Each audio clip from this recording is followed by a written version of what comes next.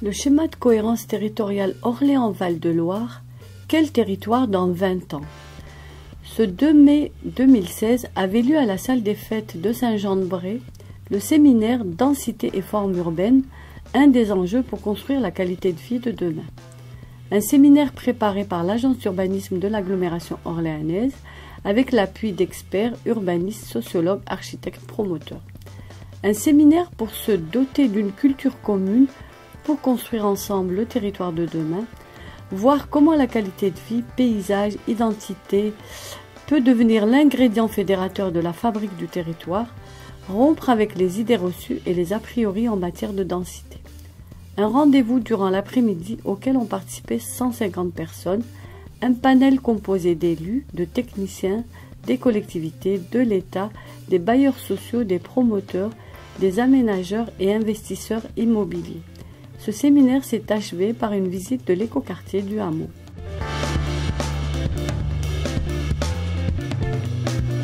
La densité, de quoi parle-t-on? Densité et formes urbaines, pour vous, ça vous évoque quoi quand vous entendez les exemples et contre-exemples que vient de citer Michel Bonetti? C'est quand même assez édifiant.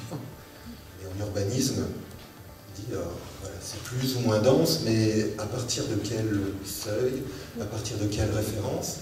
Est-ce qu'il y aurait une sorte de densité orléanaise qui serait par exemple une densité des formes historiques, et ensuite on se positionne plus ou moins dense par rapport à cette forme de densité. Et quand je dis aussi que c'est une notion différentielle, c'est que si on parle de densité, j'entends densité bâtie, on parle aussi de ce qui n'est pas la densité, c'est-à-dire le rapport à la nature, au vide. Je crois qu'il a été dit que quasiment une densité, ce qu'on considère comme étant une forte densité, est plus acceptable si on a à proximité immédiate ou au contact de cette forme dense un espace ouvert. Ça me fait penser à nouveau que si on prend le carré qui se baladait tout à l'heure sous la carte, selon qu'on inclut ou pas cet espace extérieur, le chiffre varie. Donc finalement cette notion de densité, elle est tellement variable qu'elle en devient ou qu'elle peut en devenir polémique. Juste une question, pourquoi est-ce qu'on fait la différence entre la densité brute et la densité nette? Alors, la densité brute et la densité nette se rattachent à deux termes différents. La densité nette, c'est la densité du nombre de logements par rapport à la taille de la surface sur laquelle s'implantent les logements. La densité brute, c'est le nombre de logements rapporté à une entité foncière qui est un peu plus élargie, puisqu'elle prend en compte certaines parties du domaine public. L'identité urbaine à fabriquer, le plaisir d'habiter. Et quelle identité? Ça, c'est un vrai enjeu dans un pays qui est en mal d'identité. Quelle identité urbaine on va fabriquer en réalisant ces opérations? Comment on crée les conditions de la mixité sociale? Parce que dans beaucoup d'opérations, on dit on va mettre 30% de logements sociaux, c'est très bien, mais il y a un certain nombre d'opérations, ça va être une catastrophe parce qu'on n'a pas pris en compte comment aller cohabiter des gens qui n'ont pas d'enfants, qui ont des revenus plutôt élevés, et des familles nombreuses, parce que ça nécessite effectivement des conceptions qui favorisent, on peut voir à population identique, vous avez des quartiers qui fonctionnent très bien, et d'autres où c'est des tensions sociales, des dégradations, etc. Et on voit bien, et y compris sur la densité, là, ce qui est démontré tout à l'heure, moi je trouve ça très pédagogique, très intéressant, et si on va plus loin, on se rend compte, nous on a fait des recherches sur la densité, on voit bien que la perception de la densité va être totalement différente selon la qualité urbaine, selon la qualité des espaces, etc. On a fait des tests avec des habitants, justement, c'est quelle densité, et les résultats sont très, très étonnants. Donc, savoir aussi que chaque habitant, dans un lieu donné, va fabriquer lui-même le sens. Il va donner un sens imaginaire et symbolique, il va s'appuyer sur le matériau qu'on lui donne, et c'est évident qu'il y a des formes d'habitat, des formes de ville qui suscitent beaucoup plus de développement imaginaire. Devant un mur aveugle, l'imaginaire est un peu restreint. Alors, l'enjeu aussi qu'on regarde justement dans les projets, c'est quelle est leur capacité identitaire, quel est le potentiel identitaire de l'espace que l'on offre, c'est-à-dire qu'il donne la possibilité de développer une identité. Donc c'est à travers l'intégration à la ville, l'animation, est-ce qu'on a des lieux conviviaux qui vont donner un sentiment d'intégration. C'est la présence de la nature qui est effectivement un enjeu de plus en plus fort. Et c'est vrai, le travail que vous faites sur le SCOT, sur le paysage, me paraît tout à fait remarquable, dans la mesure où on est dans une demande de nature, une demande de paysage, et l'enjeu c'est faire vraiment entrer la nature dans la ville, le paysage dans la ville, et c'est ce qui fera que les gens n'auront pas envie d'aller dans le périurbain où ils sont isolés, où ils n'auront pas de service, où ils auront des coûts de transport énormes. Le respect du lieu, des formes urbaines innovantes.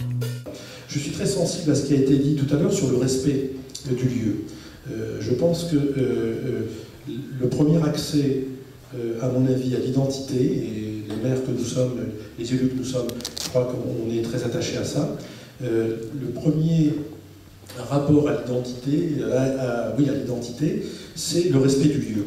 Nous sommes dans une démarche d'écoquartier, on en parle souvent avec Bruno, nous sommes dans une démarche d'écoquartier aussi où on a, nous, une caractéristique dans cet espace, c'est 15 hectares, où on a entre le point le plus bas et le point le plus haut, 10,50 m de dénivelé. La première des choses qu'on a demandé, oui, c'est quasiment la montagne pour Chessy, 10,50 m. Et une des premières des choses qu'on a mis dans notre cahier des charges et qu'on va tenir absolument avec notre aménageur, c'est qu'on respecte ce lieu tel qu'il est. C'est-à-dire qu'on ne vienne pas à chercher à niveler tout ça, mais au contraire, qu'on prenne ce point de vue pour créer de l'urbanisation, de manière à respecter le lieu, et ce qui va nous donner la possibilité de faire peut-être des formules urbaines assez intéressantes, avec des terrasses, avec des balcons, avec de l'exposition, etc., et qui permettent plutôt que le bulldozer qui arrive et qui met tout à plat. C'est aussi une démarche d'écoquartier, parce que qui dit dénivelé, dit des circuits d'eau, dit aussi de la faune et de la flore un petit peu différentes, etc. Et donc c'est un des points importants sur lequel on va essayer de traduire une forme d'urbanisation dans un nouveau quartier. La densité heureuse, la transition des échelles. Et il y a un vrai enjeu, puisque c'est ce qui va faire accepter la densité et avoir non seulement l'accepter, mais la désirer, je dirais. Et on a des exemples, je vous montrerai plein d'exemples, qui fait que les gens sont extrêmement heureux d'être dans un habitat qui retrouve les densités dont vous parliez, je dirais 50-70 logements à l'hectare, c'est pas un souci. Il y a l'aspect non seulement culturel, mais climatique aussi. Vous êtes béni des dieux au niveau de la qualité, enfin, de la possibilité de développer le paysage. On voit d'ailleurs tout l'ouest. Vous avez des atouts formidables et de créer des univers vraiment très très agréables. Et il y a aussi l'enjeu effectivement d'avoir une identité urbaine, une différenciation urbaine, et c'est intéressant justement. Alors ce qui est intéressant plutôt dans les nouvelles axes, c'est vrai qu'il y a un peu aux contraintes, mais d'avoir des opérations de 40-50 logements et avec des architectes différents, ce qui permet dans un cadre, disons un cadre morphologique donné par l'urbaniste identique, ça permet de créer des identités différenciées dans le même univers et de ne pas avoir 1000 logements identiques. Et ça, c'est un gros enjeu. Michel Bonetti, vous disiez quelque chose, prenez un micro. Oui, je voudrais insister là sur les éléments qui ont été donnés avant, peut-être, notamment le profil sur 2 points. La question de la transition d'échelle. Bon, on peut dire c'est notamment pour les gens derrière, et de la lumière, etc.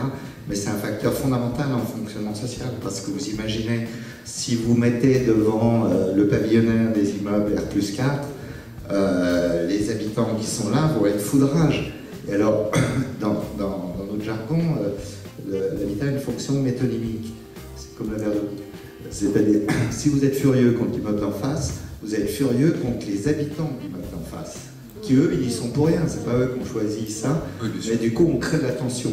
Si en plus, vous avez une façade aveugle, c'est-à-dire uniquement des batteries de garage, etc., c'est-à-dire que le gars sort de son pavillon et tous les matins, il voit qu'il se croit dans une zone industrielle, il va être encore plus foudrage.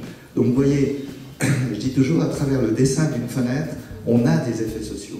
Contenir, intensifier, rapprocher, Adéquation entre offre et demande. Juste une question intermédiaire pour Carole Marion. Vous ne l'attendiez pas celle-là. Prenez le micro. Je vois ces trois mots, contenir, intensifier, rapprocher. Finalement, ce sont trois mots que vous devez avoir tout le temps présents à l'esprit, j'imagine, quand vous avez un projet. Est-ce que vous savez jusqu'où est-ce qu'on peut aller en termes de densification? Jusqu'à quel moment est-ce que chez nous c'est tolérable ou ça ne l'est plus? Et quand est-ce que vous pouvez réaliser un projet qui tienne la route? Alors la réponse est difficile, hein, puisqu'on a parlé de contexte territorial, on a parlé de sensations pour les futurs habitants, on a parlé d'une notion, la densité, qui est somme toute relative, parce qu'elle recouvre différentes définitions, le découpage parcellaire, la mixité fonctionnelle, le type de logement, les formes urbaines. Donc la réponse est compliquée, donc en tant que promoteur, le point d'équilibre est très simple. C'est de pouvoir mettre, ou en tout cas créer et réfléchir un projet qui intègre l'ensemble de ces données et qui permet de répondre, excusez-moi, c'est un peu ma casquette, mais je vais parler beaucoup marché. C'est pour ça que vous êtes là. Voilà. Qui permet de répondre au marché, c'est-à-dire de mettre à l'offre des produits qui répondent au marché. Aujourd'hui, enfin ça fait 60 ans environ, c'est le dernier recensement qui est à peu près 55-60 ans, on a une croissance continue du nombre de petits ménages. La moyenne régionale est une moyenne nationale, on a près de 70% des ménages qui sont composés de 1 ou 2 personnes. Ça veut dire qu'aujourd'hui, que la demande, l'essentiel de la demande, alors là-dedans il y a une parité entre les personnes seules et les ménages de 2 personnes, mais on a une majorité de la demande qui émane de tout petits ménages. Et donc, vous avez 35% de célibataires, vous avez 7% de ménages monoparentaux, vous avez 42%, pratiquement la moitié des ménages où il y a un seul revenu.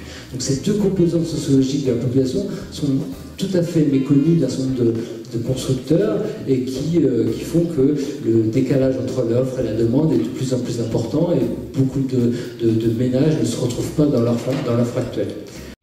L'espace de transition, l'espace intermédiaire. On a justement dans ces opérations des gens qui en fait souhaitaient accéder à la propriété de maisons individuelles et y ont renoncé. Mais on est tellement bien ici parce qu'on a la ville et la campagne. On a les équipements, on a la présence et on a effectivement notre bout de nature. On s'est rendu compte aussi qu'on invite plus facilement un voisin avec lequel on n'a pas nécessairement une amitié profonde sur sa terrasse ou dans son jardinet. C'est un espace intermédiaire, c'est un espace de transition et ça a favorisé le développement des relations sociales.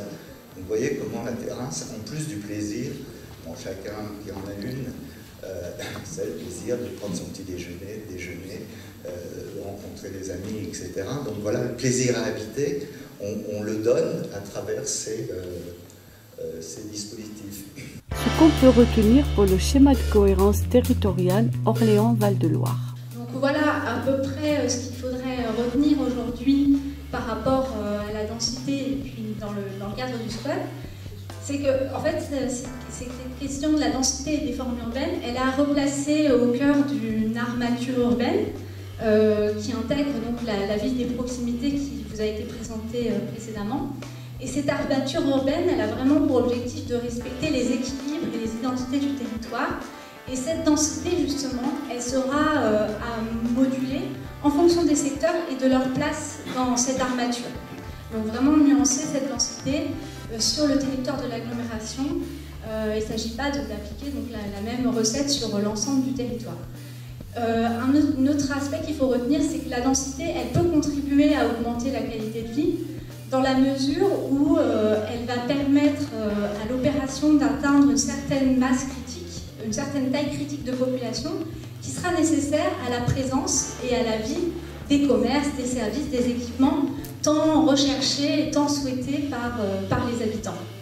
Mais que pour que cette densité soit bien vécue, acceptée par les habitants, il faut un certain nombre de contreparties qui dépendent du contexte d'implantation du projet, mais qui globalement sont des espaces publics qualitatifs, un soin particulier apporté à la transition entre l'espace intime et l'espace public, un respect de l'intimité des habitants, une gestion des vis-à-vis, une place importante pour la nature, une mixité urbaine. urbaine, des espaces de convivialité. Voilà, entre autres éléments qui peuvent contribuer à bien vivre la densité.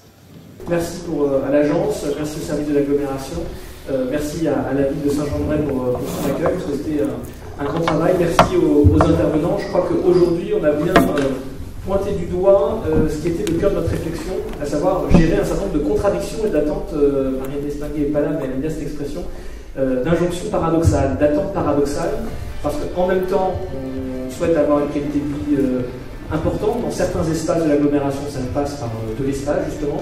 Dans d'autres, ça passe par un environnement un peu plus urbain.